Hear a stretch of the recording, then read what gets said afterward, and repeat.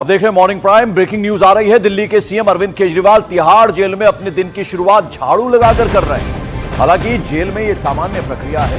Jail में बंद सभी अंडर ट्रायल कैदी खुद ही अपने सेल की सफाई करते हैं, लेकिन यहां संयोग ये भी है कि अरविंद केजरीवाल की पार्टी का सिंबल यानी आम आदमी पार्टी का जो सिंबल है वो झाड़ू ही है।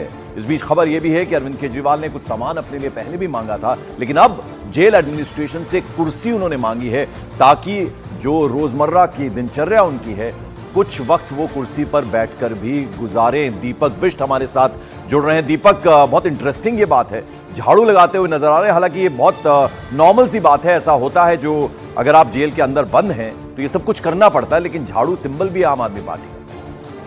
बिल्कुल पंकज, देखिए जिस तरह से तिहाड़ जेल में केजरीवाल बंद है और वहां पर सेल के अंदर जो भी वहां पर अंडर ट्रायल कैदी होता है तो उसे भी तिहाड़ के अंदर सफाई करनी पड़ती है। आपकी आवाज कुछ साफ नहीं आ रही, हम कोशिश करते हैं उसे ठीक करने की। तो आपको बता दें, बड़ी खबर यह है कि दिल्ली के सीएम अरविंद केजरीवाल जो कि जेल नंबर 2 में बंद हैं, तिहाड़ जेल में वो सेल में बंद हैं, उन्होंने काफी सारी चीजें अपने लिए कहा था। जेल एडमिनिस्ट्रेशन से 3 किताबें मांगी थी, टेबल मांगा था, दरी गद्दा तकिया ये तो उन्हें मुहैया करवाए गए थे। उसके अलावा घर से खाना और कुछ मेडिसिन, चूंकि उन्हें डायबिटीज है। लेकिन अब जो खबर आ रही है वो ये कि उन्होंने कुर्सी भी मांगी है अपने लिए, लेकिन खबर यह है कि झाड़ू लगाते हुए उनकी वो नजर आए हैं आज, ऐसी खबर आ रही है। दीपक हमारे साथ। जी दीपक, बताएं। देखिए पंकज, यहाँ तिहाड़ जेल में जिस तरह से कहा जा रहा था कि जो भी सेल में जो भी वहां पर बंद होते हैं अंडर ट्रायल कैदी, उनको सफाई करनी पड़ती है और यहाँ पर झाड़ू लगाकर दिन की शुरुआत करते हैं केजरीवाल। और मुख्यमंत्री केजरीवाल ने ये कहा है की तरफ से लगातार ये जो तिहाड़ सूत्र बता रहे हैं, उनका कहना है कि केजरीवाल ने सुबह सुबह झाड़ू बांधा था और उसके बाद झाड़ू मांगने के बाद ये सफाई अभियान अपना जारी रखा है और इसको लेकर जो भी अंडर ट्रायल कैदी होते हैं वहां पर उनको ये करना पड़ता है और यहाँ पर ये चीज उनकी दिख रही है क्योंकि सहयोग से उनका पार्टी सिंबल भी झाड़ू ही है। कुछ और चीजें डिमांड की है उन्होंने, कुर्सी मांगी है ऐसा बताया जा रहा है। देखिए एक कुर्सी मांगी है, कुर्सी में बैठकर वो शायद पढ़ना चाहते हैं, बैठना चाहते हैं, लिखना चाहते हैं। ये अभी क्लियर हो पाएगा, लेकिन अभी तक कुर्सी दी नहीं गई है उन्हें। बिल्कुल। और जरा ये भी बताएं कि पहली रात जो है काफी बेचैनी में गुजरी थी। अभी सूत्रों के हवाले से कुछ खबर मिल पा रही है कि दूसरी रात कैसी कटी, क्या कुछ उन्होंने खाया, कैसा उनका पूरा दिन बीता, कुछ उस बारे में इंफॉर्मेशन? देखिए जब 24 घंटे का समय हो चुका, जिससे ज्यादा का समय हो चुका है पंकज, और तिहाड़ जेल में जो भी अंडर ट्रायल कैदी जिन्हें रखा जाता है सेल में, वो अपने दिन की शुरुआत करते हैं और इसी तरह से योगा करना, झाड़ू मारकर सफाई करना, ये अरविंद केजरीवाल ने प्रमुखता रखी है। उसके बाद योगा करने के बाद उन्होंने जो वहां पर जो कुछ ब्रेकफास्ट दिया जाता है वो किया है। हालांकि घर से उनका लगातार जो भोजन है वो दिया जा रहा है। उसके अलावा उन्होंने जो कुर्सी मांगी है, कुर्सी को लेकर अभी हालांकि प्रशासन की तरफ से ये कहा कुर्सी नहीं दी गई है, लेकिन आज शायद उन्हें वो कुर्सी दे दी जाएगी। चलिए, बहुत बहुत शुक्रिया इस जानकारी के लिए। तो जैसा कि हमने आपको बताया, झाड़ू लगाई है अरविंद केजरीवाल ने जेल में अपने सेल के अंदर। हालांकि तस्वीरें बाहर नहीं आती इस तरह की, लेकिन ये इंफॉर्मेशन जरूर आई है। अब बढ़ते अगली खबर की तरफ। मॉर्निंग प्राइम में अगली खबर महाराष्ट्र से आ रही है। सूत्रों के मुताबिक महाराष्ट्र में मुंबई की नॉर्थ वेस्ट लोकसभा सीट पर शिवसेना का शिंदे कैंप मराठी कैंडिडेट की तलाश कर रहा है। सूत्रों के मुताबिक शिंदे कैंप इस सीट से किसी मराठी चेहरे को लोकसभा का उम्मीदवार बना सकता है। पहले इस सीट पर अभिनेता गोविंदा को टिकट देने की बात चल रही थी, लेकिन इस सीट पर मराठी वोट बैंक ज्यादा होने के कारण शिंदे कैंप यहां से अब किसी मराठी उम्मीदवार को उतार सकता है। इस सीट पर उदयगुट से शिंदे कैंप में आए विधायक रविंद्र वाइकर को भी टिकट दिया जा सकता है। इसके साथ जानकारी यह भी है कि इस सीट पर शिंदे कैंप मराठी कलाकार सचिन खेडेकर को भी टिकट दे सकता है। तो गोविंदा का पत्ता कटता हुआ नजर आ रहा है। लेकिन ये तस्वीरें आप देखिए, गोविंदा जब शिंदे गुट में शामिल हुए थे उस दिन की तस्वीरें। एकनाथ शिंदे ने उन्हें बाकायदा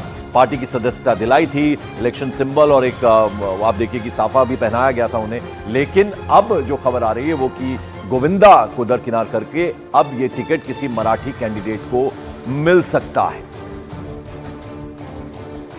और आइए अब जरा आपको मुंबई नॉर्थ वेस्ट सीट का जो मैथमेटिक्स है, जो गणित है, वो समझा दें। तो वो किस तरह का है जरा हम आपको बता दें। 2019 में बीजेपी और शिवसेना ने महाराष्ट्र में मिलकर ये चुनाव लड़ा था और मुंबई नॉर्थ वेस्ट सीट से शिवसेना के गजानन कीर्तिकर कैंडिडेट थे। गजानन कीर्तिकर ने बहुत ज्यादा अंतर के साथ संजय निरुपम को शिकस्त दी थी, उन्हें हराया था। शिवसेना में टूट के बाद गजानन कीर्तिकर शिंदे कैंप के साथ आ गए, लेकिन गजानन के बेटे अमोल ने उद्धव सेना का साथ नहीं छोड़ा। 2024 में उद्धव गुट ने अमोल कीर्तिकर को यहां से कैंडिडेट बनाया है। महायुति इस सीट पर बड़े मराठी चेहरे की तलाश कर रही है, लेकिन अब जो खबर आ रही है वो ये कि शिंदे गुट जो है वो भी किसी मराठी को कैंडिडेट बनाएगा। विवेक गुप्ता मेरे सहयोगी हमारे साथ जुड़ रहे हैं। विवेक, अब ये समझ लिया जाए कि गोविंदा अब बाहर हैं, अब किसी मराठी को कैंडिडेट बनाया जाएगा यहां से?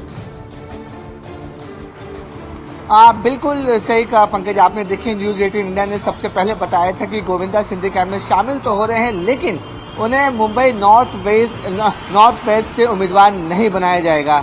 और इसी के बाद ही अब ये सब जो तस्वीरें हैं वो साफ झलक कर सामने आ रही हैं कि गोविंदा को मुंबई नॉर्थ वेस्ट का कैंडिडेट नहीं बनाया जाएगा, बल्कि सिंधिया कैंप उस सीट पर किसी बड़े मराठी चेहरे की तलाश कर रहा है। और जो सूत्रों से जानकारी मिल रही है कि इन मराठी चेहरों में अभी तक 3 नाम सामने आ चुके हैं, जिनमें से 2 मराठी और बॉलीवुड के बड़े नाम है, जिसमें पहला नाम बताया जा रहा है कि सचिन खेड़कर है, जो बॉलीवुड में भी काम कर चुके हैं और मराठी फिल्म इंडस्ट्री में एक बड़ा चेहरा है।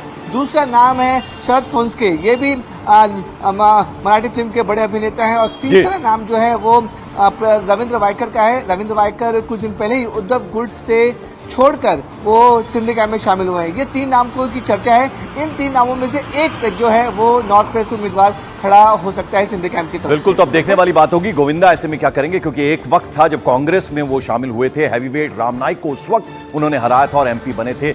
अब शिंदे गुट में आए हैं, लेकिन अब उन्हें नहीं लड़ाया जाएगा चुनाव, जिस तरफ इशारा कर रहे हैं हमारे सहयोगी विवेक गुप्ता। इस बीच महाराष्ट्र पहुंचे उत्तर प्रदेश के पूर्व डिप्टी सीएम और राज्य के पर्यवेक्षक डॉक्टर दिनेश शर्मा ने महाराष्ट्र की 48 में से 48 सीटों पर महायुति की जीत का दावा किया। दिनेश शर्मा ने कहा कि महाराष्ट्र में महायुति सभी 48 सीट्स में जीत रही है।